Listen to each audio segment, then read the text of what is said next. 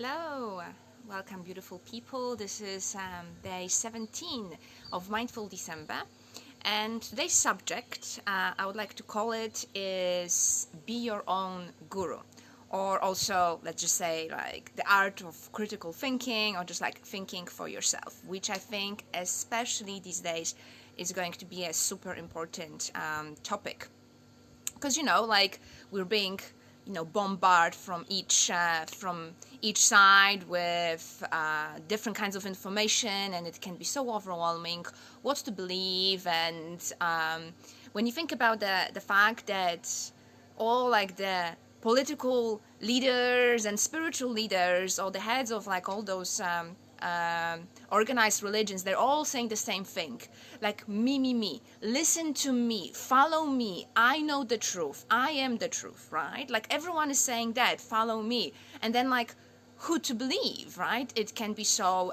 confusing. And likely there in the past there were at least like few philosophers or like few spiritual leaders that said something different, like Socrates and the Buddha, which actually I would like to use the Buddha here and paraphrase his words, because he is like, I think, spot on when it comes to that. So what he said, actually, it might be very opposite of everything else that we've heard from those leaders. He said just basically that do not believe anything that just because it was spoken by the many, or do not believe in anything just because it was written in those religious texts, or that don't believe it just because it was said by the teacher or the guru, or don't believe in those traditions just because they were passed on from generation to generation. What you can do is use observation and analysis to kind of see whether something for you seems good and beneficial for you and the rest of the world, and if it does, then you can accept it and live up to it. And that for me is very refreshing, so he basically says, don't believe anything I'm saying, think for yourself, and then decide whether what I'm saying using reason, then you can accept whether this is true for you or not. I mean, like, for me, when I was starting to like kind of read about Buddhism, that was like a breath of fresh air. Someone is finally telling me to think for myself rather than just blindly follow me. And I remember when I was like starting to be like more free spirit, and I was looking into Buddhism because it was really resonating with me. And I was traveling through Southeast Asia, and I met so many other like hippies or just like spiritual people, and they often ask me like, so who is your guru? And I was just like, nobody. And that question kept on like coming up, and I started to wonder, like, what does it mean? Like, since I'm like, what, now a spiritual person, should I have a guru? Is that the thing? And honestly, that didn't really like resonate with me at all. Like, why should I get a guru? I'm my own guru, even like they're all following the Buddhism, and even he was saying, like, don't follow anybody, follow yourself.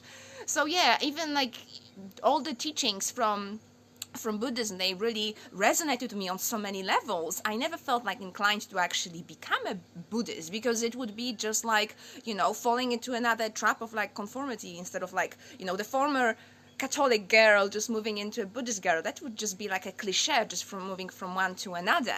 And I remember even like reading once like a book from some of the monks from Thailand, and he was saying that the Western world loves to look at Buddhism as like a buffet, that we just pick whatever we seem like and then leave the rest. And he says, no, this is not like that. This is not a buffet. Buddhism is like we take it all or nothing.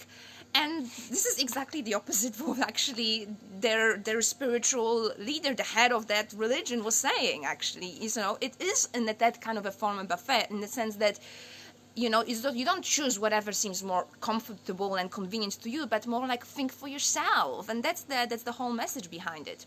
Anyway, so that kind of approach, the one that I just like quoted from the Buddha, is a perfect way to look at all the aspects in our lives, not only in that spiritual sense, like, you know, what to believe or not and how you look at life, but also like in the current situation where we are, you know, like being bombarded through mass media with information, and it's so hard for us to know what is the truth and what is not.